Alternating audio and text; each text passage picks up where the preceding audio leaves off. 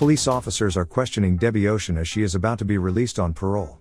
Most of the families surnamed Ocean have criminal records, and one of them is Debbie herself.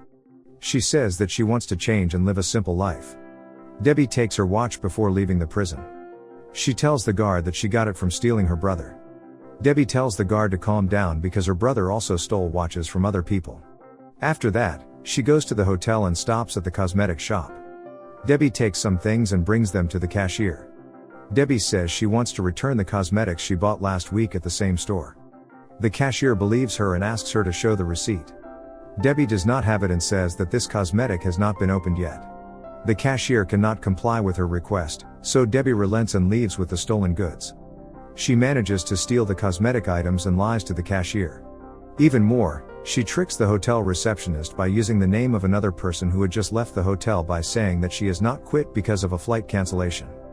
Debbie occupies a hotel room without spending a penny. Lou, the wine seller, and Debbie's best friend receive a message from Debbie to inform the location of her brother's grave. Debbie comes to the grave and meets her brother's close friend. The man asks Debbie not to commit theft or fraud again because he does not want Debbie to go to jail again. Debbie reassures him and says she will never go to jail again. Debbie gets into the car, where Lou is already waiting for her. Lou hugs her to release her longing and go somewhere. Arriving at their destination, Debbie discusses her plan with Lou. She wants to rob a spectacular piece of jewelry, a diamond belonging to Liz Taylor, which was locked in a vault 50 feet underground. Lou agrees, and they enter her house. Debbie takes Lou to the museum they are going to rob later. They discuss their robbery plan while eating at a nearby restaurant.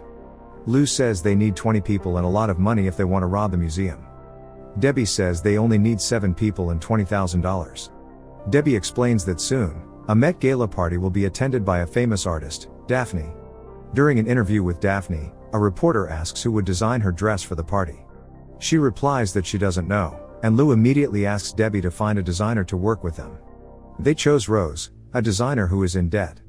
They come to her fashion show and see Rose sad that her show has failed miserably. Lou comforts her by saying they are big fans of her designs. Rose says she is old and would run out of all her money at any moment. Debbie devises a solution by working with them to dress and design Daphne's outfit. Rose is intrigued and follows them home. Rose thinks it isn't hard to dress Daphne because she is so perfect. She considers whether there is a piece of jewelry that would suit Daphne. Debbie suggests wearing a diamond necklace called a toussaint that weighs over 6 pounds. Rose asks how to get the chain. Lou replies that the owner of the necklace would get it for Daphne. The following person Debbie meets is Amita, who is a jewelry craftsman. Debbie offers her the job because they already know each other. She asks Amita how long it will take to make 7 pieces of jewelry from polished diamonds. Amita replies that it will take 5 to 6 hours. Debbie requests her to do it in less time, and Amita agrees. On the other hand, Lou brings a woman named Nine Ball to her house. Debbie is surprised to see her and asks Lou what she does. Lou says Nine Ball is tasked with hacking the museum's security system used for the Met Gala. Debbie, Lou, and Rose go to a restaurant to meet an artist who is Daphne's rival. Rose is tasked with winning the artist's heart and making a deal with her. The mission is successful, and the agreement between the two goes viral on social media. Daphne sees the news and plans to snatch Rose from her rival. She makes an appointment with Rose and finally gets her as her fashion designer. Lou and Debbie meet a female thief. They approach her and ask her to join them. Without thinking, the woman named Constance agrees to join. Debbie also visits her friend Tammy and meets her in her garage. She says she needs an intermediary to carry out her mission. Tammy refuses and says she doesn't want to be involved in any more robberies. She changes her mind and agrees to Debbie's invitation when Debbie reveals her plan. The 7 women gather at Lou's house to discuss a plan to steal Toussaint's necklace. Debbie promises them $16 million as their wages for robbing the precious jewelry.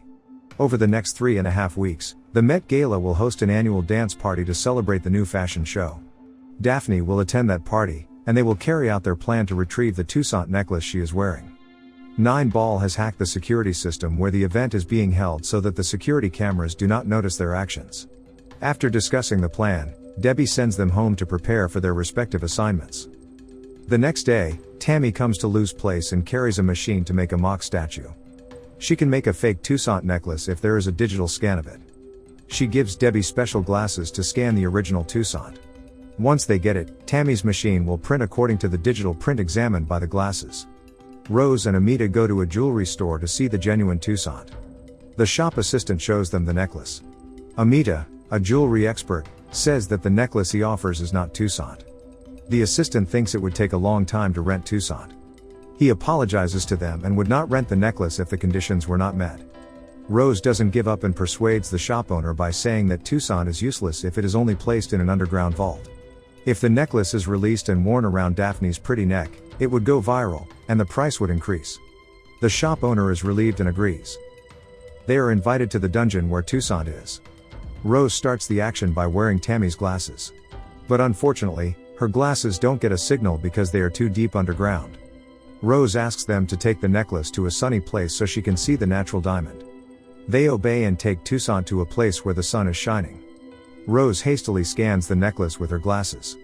Rose looks here and there for a suitable scan result. The assistant accompanying her is suspicious, but luckily Rose's actions are done. After the mission, Debbie and her friends wait for the necklace to be cloned. They are amazed when they see the fake Toussaint is the same as the original. Debbie and Tammy are seen in the museum. Tammy meets the guard there and confesses that she is lost. While explaining to Tammy, the guard notices that a painting is damaged. And what ruined the picture is Debbie with a pleasant diversion from Tammy. Museum officials hold a meeting about what happened to their images. Nine Ball, disguised as a janitor, enters and installs a recording device in the trash. Debbie and Nine Ball casually listen to the conversations of the people in the museum. They discuss their next strategy and say they must carry out their plan in the toilet because the room doesn't have a security camera. Nine Ball is looking for a bio for someone named Paul. He is the person responsible for monitoring the security cameras. Paul loves dogs, and Nine Ball uses it to get Paul's attention so she can get into the guard's camera system. Tammy is applying for a job at the Met Gala venue. She is easily accepted into the place and quietly scans the seating plan of the incoming artist. During the pre-gala dinner, Tammy deliberately arranges the guest seating and places a man named Claude to sit next to Daphne. It is all Debbie and Tammy's secret plan to trap Claude, who turns out to be Debbie's ex-lover. This plan is a form of revenge for Debbie against her ex. Lou, who knows this, reprimands Debbie because she wants them all to focus on one goal without thinking about anything else. She doesn't want to fail and go to jail. Debbie explains that they won't fail and asks Lou to empathize with her because Claude put her in jail. Lou understands and goes back to their plan. Debbie returns to the museum to ensure security cameras don't detect the place around the toilet. Lou and Nine Ball help her pinpoint the blind spot from a distance. On the other hand, Tammy advises her boss to hire a nutritionist so that the food served doesn't endanger guests' health. Her boss agrees and entrusts the nutritionist to Tammy.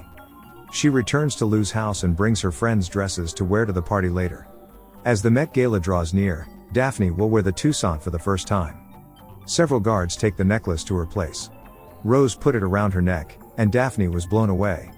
When Rose tries to remove the Toussaint, one of the guards says that it cannot be released in the usual way and requires special tools to remove it. Rose records the device and sends it to Lou, unbeknownst to the guards. Luckily, Nine Ball's sister overcomes the problem and teaches them how to open the necklace with the tool she makes. Night falls where the Met Gala begins. Many artists have come, including Daphne, her boyfriend Claude, and her fashion designer Rose. Debbie also attends the party disguised as a guest. Nine Ball starts a countdown to begin their action. Lou begins to arrange the food to be served after the count. On Daphne's plate of food, Lou adds something to her meal. As Daphne eats her food, Tammy gives Constance a code to close all the toilet doors. Daphne feels like throwing up after she finishes eating. The guests at the table ask if she is okay. Daphne goes to the toilet and throws up on the only open toilet door. Constance comes to help Daphne, whose primary goal is to retrieve her necklace. She strokes Daphne's neck and removes Toussaint using the tools from Nine Ball's sister. An employee is checking the authenticity of Toussaint. He is shocked to know that the diamond is fake. They call someone named John, who works for a luxury insurance company. He is assigned to find the person behind the robbery and search for the actual necklace. John asks the guards when they leave Daphne alone. They say they never accept when Daphne went to the toilet. John goes to the security room and checks the camera footage in the museum. He does not get anything because there is a blind spot that Nine Ball had set in advance. The only people in sight were Tammy's underlings carrying dirty dishes. John meets him and asks him to confess. The employee looks panicked and admits to using marijuana at his friend's request. John is disappointed that his guess is wrong. After that, He goes to Daphne to ask questions, and Daphne answers them with ridiculous explanations. He also gives some photos, such as Claude's and Debbie's. Although Debbie does not look suspicious, John still makes Debbie a suspect because she is an ex-convict. Daphne suddenly barges into Lou's house. It was Lou and Debbie who asked her to come. They are all confused, and Lou says she realizes Daphne isn't as stupid as they think. Daphne has known of their plan since she met Rose, who had poor acting skills. She never throws up on the toilet because she acts and follows their plot. Debbie says that dividing the proceeds among 8 people is better than nothing. Rose asks what if they get caught and go to jail. Lou calms her down and says they won't go to jail because they already plan everything. They have framed someone as the prime suspect, and that person is Claude. Debbie had kept her diamonds when she accidentally bumped into Claude that night. John goes to Claude to continue his investigation. Their meeting does not last long because Claude denies all of John's accusations against him because there is no objective evidence. John finally meets with Debbie and asks if robbing is a disease that plagues the entire Ocean family. He says he doesn't want Debbie to go to jail and wants the necklace back. After Debbie shows him a photo of Claude, John realizes that it's not about money but revenge. Debbie asks John to issue a search warrant and look for diamonds at Claude's house. Daphne tries to seduce Claude to find the diamond that Debbie put away. She takes the diamond and places it on the table. Then, she captures and sends it to Debbie. Debbie immediately forwards the photo to John. The next day, Claude was awakened by a loud noise outside the house. It turns out that many police officers come to his apartment and arrest him. He is taken to the police station and will be held in prison for being found to be harboring parts of Toussaint. On the other hand, 8 women were celebrating their victory. Daphne asks how they will get their share if Debbie sells some to John. Lou says they stole not only one necklace but many other pieces of jewelry in the museum. They enlist the help of an old friend named Yuan to retrieve the gem.